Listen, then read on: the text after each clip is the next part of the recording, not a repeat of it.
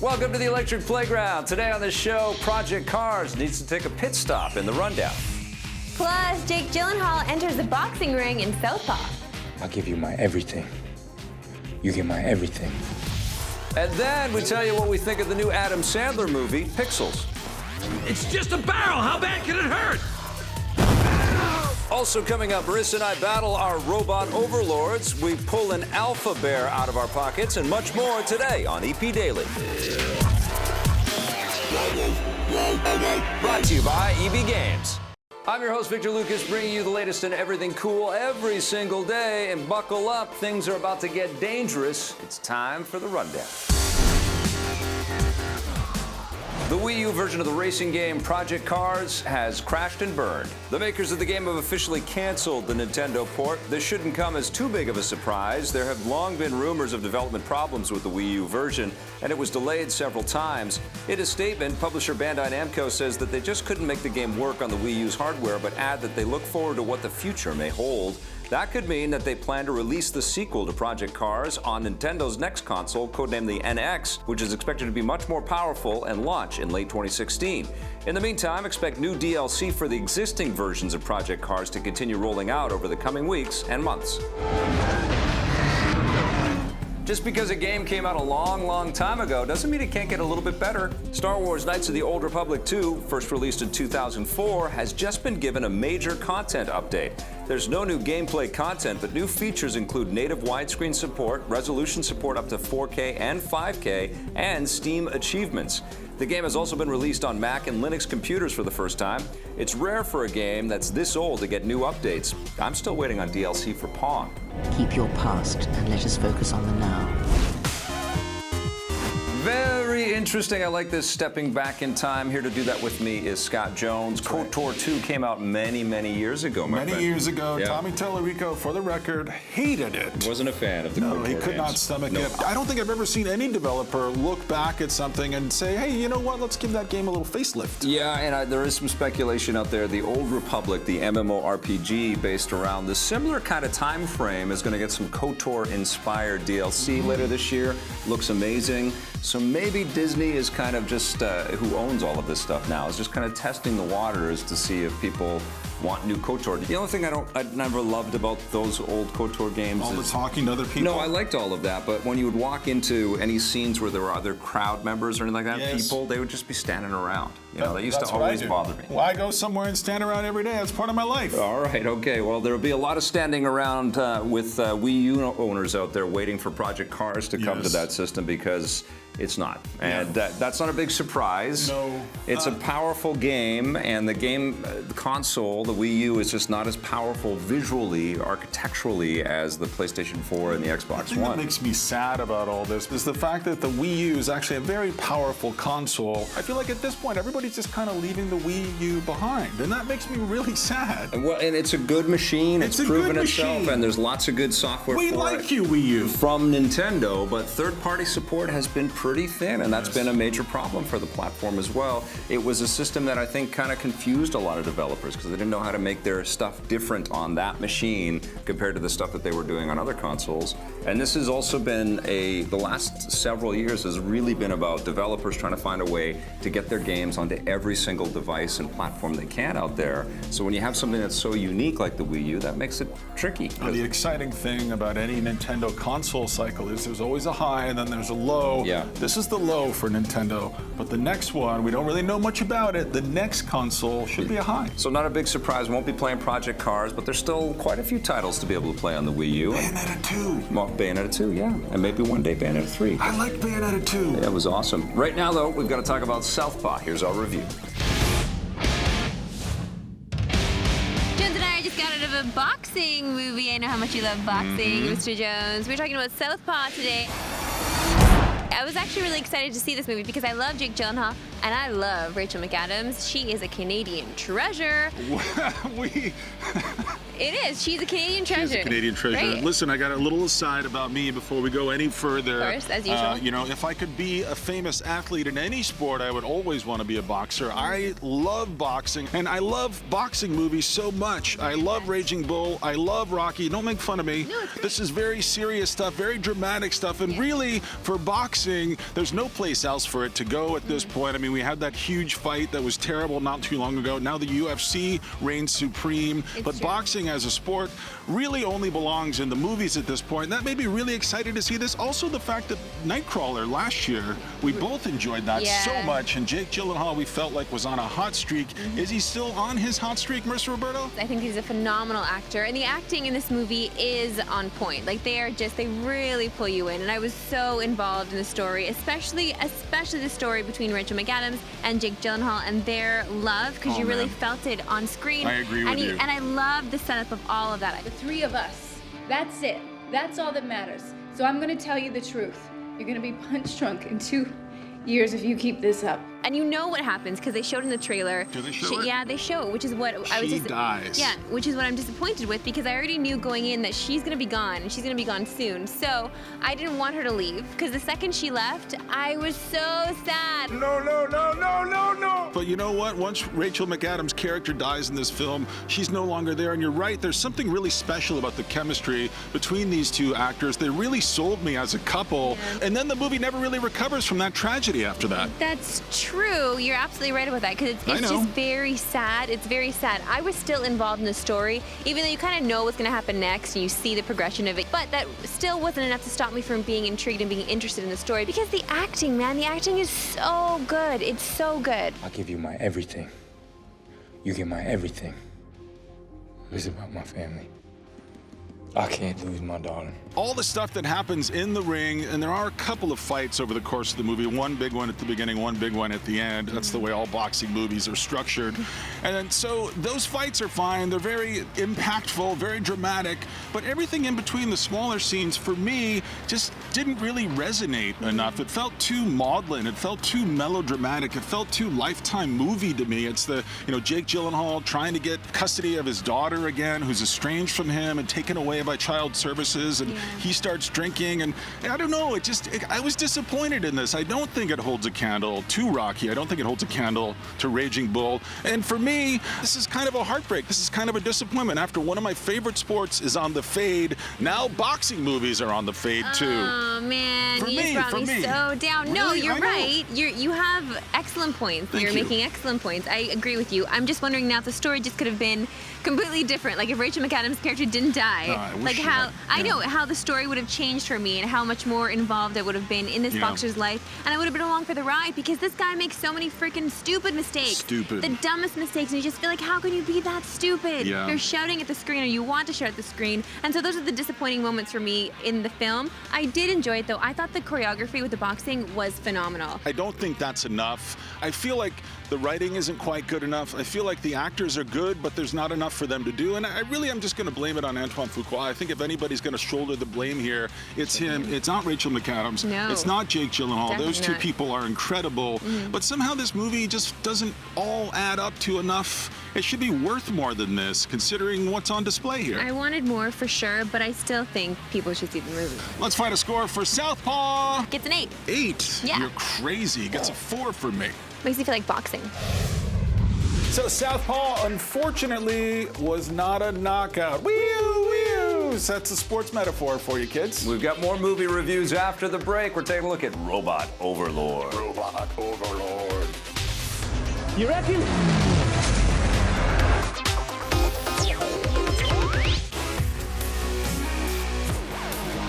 And welcome back to EP Daily.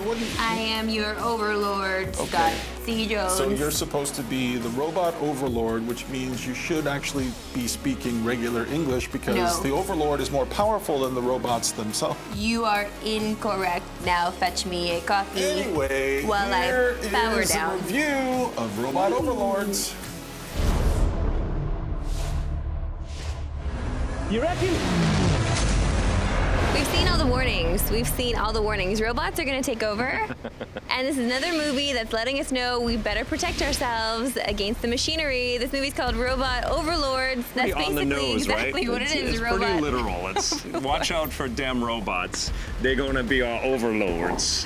Well, yes, but you know what? These are nice robots. They're nice because they're taking over, but we're allowed to live as long as you stay inside. You Right. gotta stay inside. You might go a little stir crazy, and that's what some people do. Absolutely. That's how the movie starts off. Yeah. We see a father that just can't take it anymore, instantly vaporized. Well, he's given a 10-second a la RoboCop type of reminder that he must go back inside, Yeah. and then the robot shoots him down, but with a polite British accent, which was kind of cool. This is set nice. in the UK.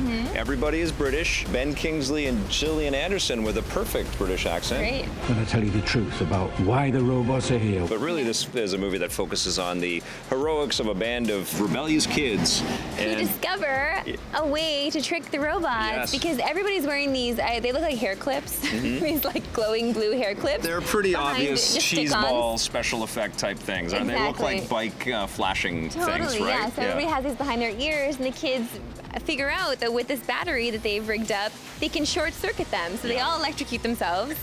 That's where we get That into the seems movie safe. here. Yeah, they all just electrocute With a themselves. car and battery. Exactly, and then they all run outside. There's freedom, there's candy, there's pop, Yes. there's sugar. It's excitement. And then there's the hunt for one of the kids, the main one played by Callum McAuliffe, who actually does a pretty commendable job as our lead protagonist. He's trying to find his father, who he knows is still alive. But what's happening is that they think the robots are basically just vaporizing the people or sucking the life out of them somehow, and that vast quantities of people that they know within their community are disappearing because these robots are really evil and nefarious. Slowly, yes. They're just trying to tap into our brain. Yes, and Kingsley plays the leader of the collaborators. Right, so they basically work for the robots. Yes. And so they have immunity from the robots because they need to control the human population. They're the bridge between the robots and the Yeah. people.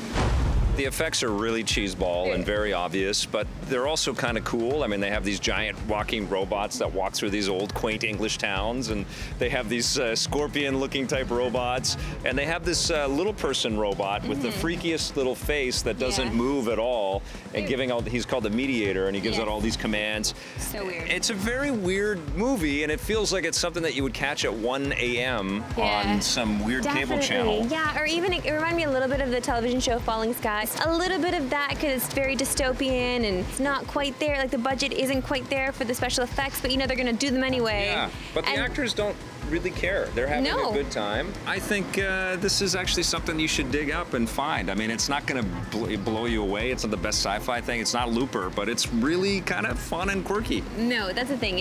It's quirky. It has its moments for sure, Yeah. and it's definitely one of those movies that will probably be on television late at night. Yep. You're right. And you know what, Dad? You're gonna like this one. I know you will. What are you going to give Robot Overlords? It's a 6.5. Yeah, it gets a 7 from me. Robot Overlords is out now on video on demand, and on August 11th, it'll be released on Blu-ray and DVD. August 11th. That's my birthday. Oh wait, robots don't have birthdays. Listen, we're gonna leave the robot behind. Vic and I are going to the movies to see Pixels after the break. Pixels are my cousins.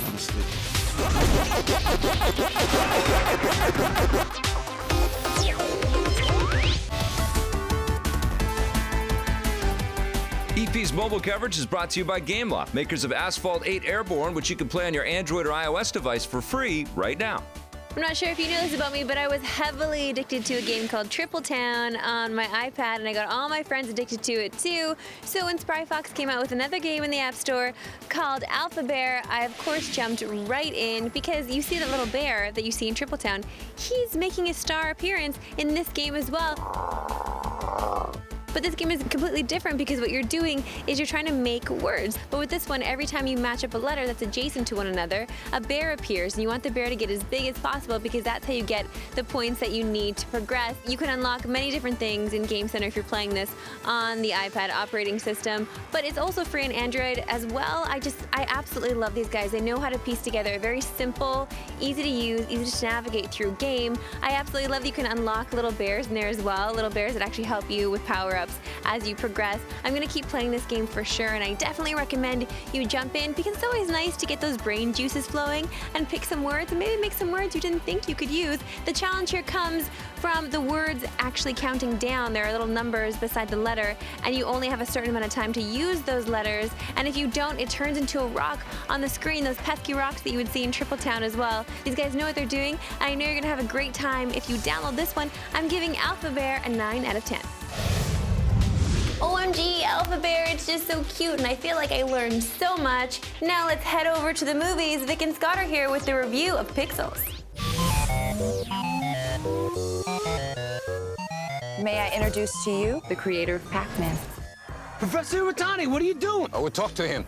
He's my son. My Twitter was flooded with hate last night for Adam From me? Sandler's new movie. I didn't tweet you at No, all. it wasn't you. Oh, It was okay. everybody else just piling on Yeah. the hatred for Pixels. We have seen it. This is a moment to pile on, and I think that's the way the internet works, Yeah. right? Everyone's got to get their pile on early. They got to Yeah. get it in now, and so now's the time to do it. But you've seen it, though. I've seen it, and Yeah. my question to the world is, where were you 8 movies ago with Adam Sandler? That's There's a been good question. a flood of terrible Adam Sandler movies.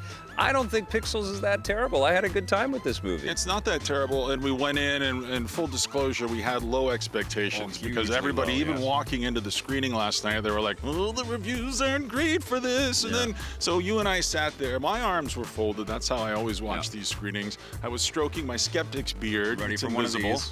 And we were ready for that, and Yeah. I kept whispering to Vic, "It's already down to a 9, and it's down to an 8." And then by the time I got down around 7, I started to feel like my score was going up again. Yeah. And that was a strange moment because I didn't expect that to happen, considering the widespread panning that's going on right now. Yeah, and it's not a wonderful movie. It's definitely not one of Adam Sandler's best. It's not hilarious. Not it's Chris Columbus's best. No, even in spite of all of that, it still charmed me. And the thing that I liked about it is that, yes, it's pretty obvious with its 80s illusions, and it's trying to applaud all of the arcade world out there, and it goes for low-hanging fruit with a lot of that stuff.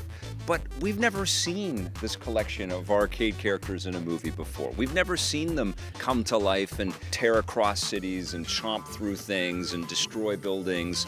And honestly, when they get into the first fight against this alien menace, because this is all about arcade games coming to life and invading different cities and destroying them. When Adam Sandler and his troupe of arcaders get into their first fight with the centipede monsters, I was like, this is insane. This is so cool to look at. I said, this is incredible. I love the little visuals, the pixels that are flying Me off too. the centipede as they're shooting at it. They're using some sort of military-grade light gun that they're fighting these creatures with. Yep. The two characters at the start, and it's Adam Sandler's character and Josh Gad's character, they Yep. pick up the light guns. All of a sudden, they're way better than the military. These are the guys who are in charge going forward, and it had a little bit of a Ghostbusters feel Yep. to it. You're welcome. They start putting on the costumes. They're called the Arcaders. It always sounded like Al-Qaeda to me, Yeah. but it's the Arcaders. Donkey Kong. Kevin James is in there. He's one of their childhood friends as well, but he's the president. He can't read, so that's the running joke over the course of the movie. The president of the United States of the America. United States, yeah. What do you think, the SRB? No, but I mean, once you get over that hurdle and you can accept that he is, Kevin James is the president of the United States of America, you could just go, all right, whatever. I agree. I love Michelle Monaghan. I think Yep. she's so charming. She's so beautiful. She has such a great set of legs. I'm going to write fan fiction about her a little later in the day today, but not right now. We're still working. And, But listen, she keeps up toe-to-toe with everybody in she's the movie. okay, but she's also just like, you're the woman role here. Yes, for There's sure. there's 3 guys and there's 1 woman. You're the woman. It's just a barrel. How bad can it hurt? I certainly didn't look at it through rose-colored glasses, but Hubert is almost a co-star in this movie too, which is kind of crazy to me because I've always loved that character. And I did think that it had a little bit of this innocuous Ghostbusters, Men in Black kind of charm to it. It's not as good as any of those movies, but to think that it's in that ilk, you know, that it has this out-of-time kind of charm quality to it. It did feel like a movie that was made in the 80s, even though it's a little insulting with its tubulars and its mullets and stuff like that. I want to say something. You're not going to like this. I'm just going to say it really fast. We're going to talk about it on the podcast later. Wreck-It Ralph, I was rooting for. It didn't really pan out for me. I felt like that was a little more successful than this. Here, I can't believe I didn't have a much worse time than I did, but I still feel like gamers are the most sensitive, smartest, most intelligent, most developed human beings on the planet. planet. They really are. Yeah. And they still aren't getting anything from Hollywood that they deserve yet. And this isn't good enough. I'm sorry, it's not good enough. It's good, but I don't think it's worth $12.50. I don't think it needs the goddamn 3D. It's just not good enough. It's not smart enough. It's not sharp enough. There's not enough gamer information in there. I'm a little dissatisfied. There's a lot to sink our teeth into, but there's a long way to go. I did not like the Q*bert at all, and my score is going to reflect that. It's a 4 out of 10. A 4? Oh man, your 4 gets a 4 out of 10 from me, but the movie gets a 6.5. You get a 0, Vic. Still need to see that one for myself. Don't go anywhere because after the break, we've got the Twitter question of the day. If you want more EP, go to our website, epn.tv, for bonus content and full episodes. We're also on Facebook and Twitter.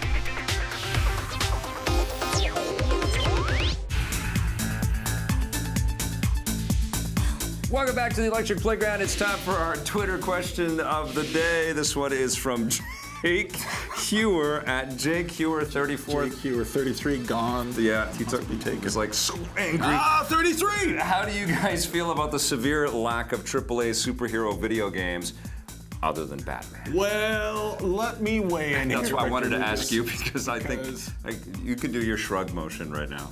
Yeah. No, you know, there have been so many great superhero moments in video game history, and one of the most underrated of all time, I talk about all the time with my friends at Next Level, is the Captain America video game. If you haven't played it, go out and find a copy. It's really fun to play. Hopefully that's backwards compatible on Xbox One. Ooh, fingers crossed. But I've had a lot of fun over the years. If anything, I became more of a fan of superheroes because of the great video games that have been made about them. Yeah, video games are the perfect platform for superhero games. We want our good Avengers type titles. We do. Obviously, the Lego stuff is coming, but that's not enough. Video game industry, shape up. Come on, shape up. We're rooting for you. More superhero stuff. But remember, you can ask us any questions you'd like and get caught up on full episodes at epn.tv. And on the next episode, we've got a gigantic look at the gigantic new game that's called, you guessed it, Gigantic. Thanks for watching, everybody. See you tomorrow.